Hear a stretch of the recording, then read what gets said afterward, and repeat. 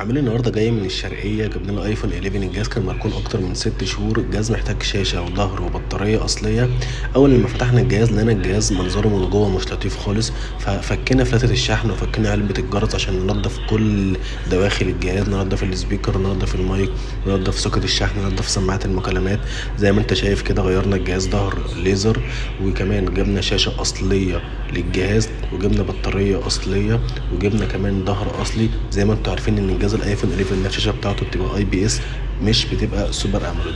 فغيرنا كل حاجه للجهاز اصليه، والعميل استلم الجهاز وكان مبسوط جدا. كل اللي انا عاوز اقوله لك، جهازك لما هتصرف عليه هيرجع لك جديد كانك ما عملتش فيه حاجه، انما هتركب قطع غيار كوبي هتحس ان الجهاز اللي انت ماسكه مش مرتاح فيه، هتحس بالالوان بتاعته مش حلوه، هتحس ان الجهاز كانك ماسك جهاز كوبي حرفيا، مش كانك ماسك جهاز ايفون محترم.